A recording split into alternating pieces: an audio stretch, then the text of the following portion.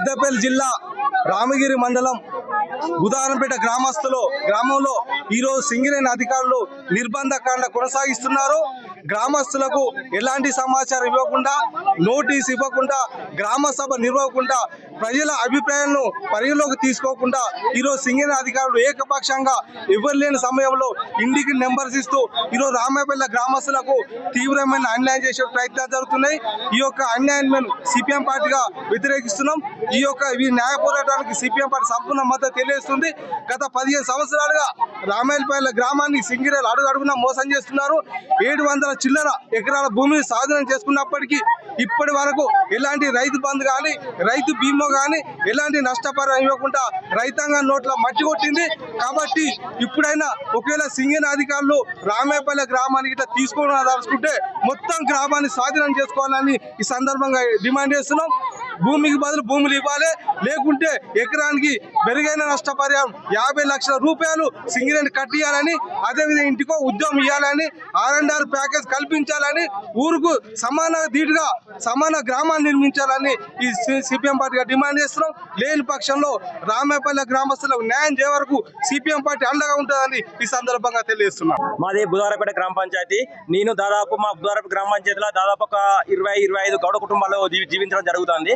మేము ప్రతి పొద్దున లేచిందంటే ఇక్కడికి వచ్చి చెట్లు తీసుకొని బతకడం జరుగుతుంది. ఏంటంటే తాటి చెట్లు కానీ, ఈత చెట్లు కానీ మా ఈ 404 ఎకరాల భూమి వీళ్ళు తీసుకుంటా అంటున్నారు. అందులోనే మా యొక్క చెట్లు ఉన్నాయి, మా జీవనోపాధి ఉంది. మా జీవనోపాధిని వీళ్ళు దెబ్బతీసిన తర్వాత రేపటి రోజు మేము ఏం చేసుకొని బతుకుడు? మా చిన్న పిల్లలు ఉన్నారు, వాళ్ళ పిల్లల చదువులకు వ్యవస్థకు మేము ఏ రకంగా బతకగలుగుతాం? ఈ రోజు వాళ్ళు ఏం చేస్తున్నారు? మొత్తం భూమి అంతా తీసుకుంటాం, ఊరు మాత్రం ఉంచుతాం. అంటే మేము ఉండేది బుధారపేట విలేజ్ లా. భూమి అంతా తీసుకుంటే మేము తెల్లారితే పొద్దుకు వచ్చి ఇక్కడ చెట్లు ఎక్కువ బతుకుతాం. మొత్తం మా భూమి అంతా తీసుకొని చెట్లు మొత్తం మీ యొక్క గౌడ సంఘం యొక్క చెట్లు అన్ని తీసుకుంటాం. అంటే మా మినిమం ఒక 25 గౌడ కుటుంబాలు ఈ రోజు వీధిలో పడే పరిస్థితి ఏర్పడ్డది. రేపటి రోజు మాకు ఉపాధి అనేది చూపించిన తర్వాత తీసుకోవాల్సిందిగా మేము కోరుకుంటాను.